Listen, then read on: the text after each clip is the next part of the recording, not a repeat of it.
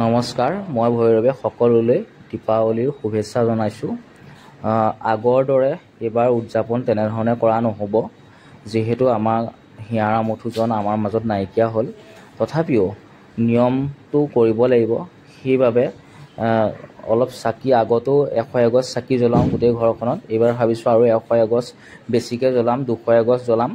আৰু গোটেইখিনি আয়োজন হৈছেহি আৰু দেউতাই আনি কলপুলিটো পুতিলে, এইটো ৰেডি হৈছেহি আৰু সন্ধিয়া সময়ত জ্বলাম, দেখুৱাম। আগতে বম চম ফুটাওঁ, এইবাৰ নাই, লাইট চাইট নজ্বলাওঁ।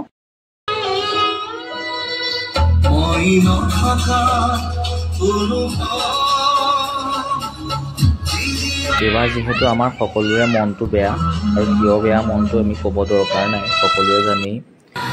পাতাৰ মানসিকতা নাছিলে দীপাৱলী বা কালী পূজা, কিন্তু আমাৰ যিহেতু এইটো প্ৰত্যেক বছৰে আমি পাতি আহিছোঁ, সেইকাৰণে নিয়মটো হ'লেও কৰিব লাগিব। পোহৰৰ উৎসৱ যেতিয়া জীয়াই ৰাখিব লাগিব আমাৰ এই পৰম্পৰাটো, সেই উদ্দেশ্য আগত ৰাখি পেলাই এইবাৰ কোনো ধৰণৰ আমি বম ফুটোৱা নাই আৰু কোনো লাইটৰ ব্যৱস্থাও পোৱা নাই। ভাবিছোঁ চাকিৰে জ্বলাই দিলোঁ গোটেই পৰিৱেশটো, সেইকাৰণে চাকিয়ে জ্বলাইছোঁ।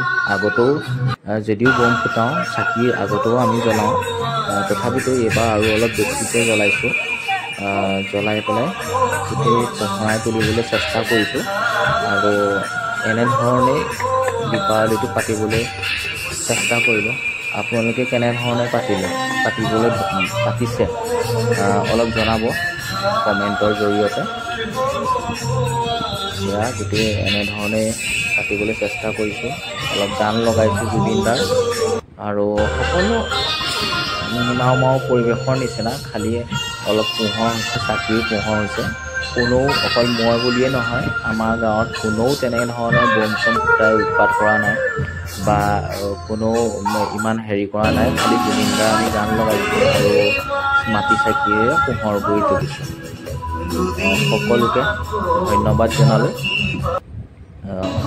আশা কৰোঁ সকলোৰে মাটি চাকিৰ পোহৰেৰে সকলোৰে মনবোৰ পোহৰ হৈ তোলক আৰু মন আনন্দ হৈ উঠক, সেয়াই কামনা কৰোঁ।